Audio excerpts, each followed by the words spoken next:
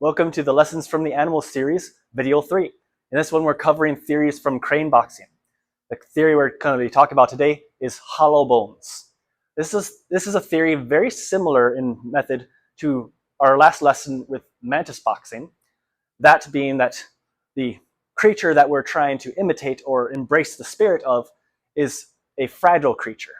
Whereas in the last video we covered that of the bug, now we're covering that of the crane, which a crane is a lot bigger and stronger than a bug, but it still has hollow bones. That's how they're able to fly, so they're not so dense that they just can't lift off the ground, right? So the hollow bones mean they're easily broken. So they can't fight straight on like a tiger would, right?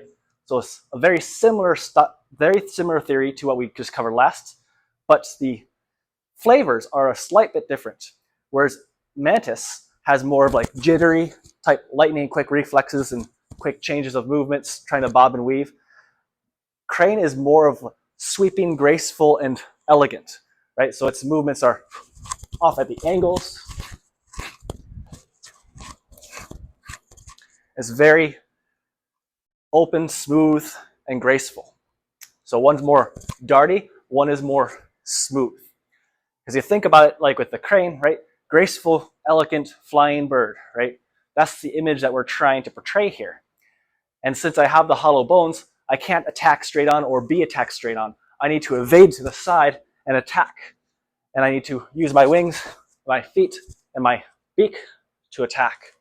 But never allowing them to have that advantage, never allowing them to touch me, right? So I'm allowed to sweep and attack you, but you're not allowed to touch me.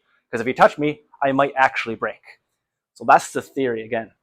So again, to illustrate the difference, right? If I just do a couple of movements from the mantis boxing.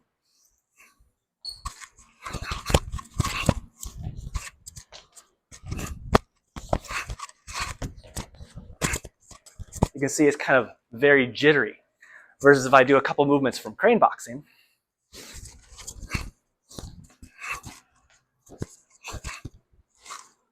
It's very smooth, very open, wide wings, and very graceful as it transitions from move to move. Less jittery, more smooth. And this, in this way, is a lot more like Xingyiquan in its flavoring, in that whenever an attack comes at me, I don't, like the mantis, dart out of the way and attack. The more I allow the smoothness of my motion to catch on to their attack and guide it away. So I'm redirecting their force rather than completely jumping around it. Not that mantis wouldn't guide their force away, but again, it's more flavorings, right?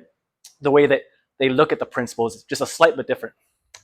So one is more, again, guide their attack out of the way as I maneuver myself out of the line of attack and then attack from the sides, or again, guide out of the way, attack from the sides.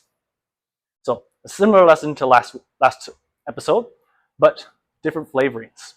And with the different flavorings, you can understand the principle more holistically. You can see many styles will go for the same kinds of lessons, but they'll approach them a little bit differently, or they might look at it just a slight bit differently.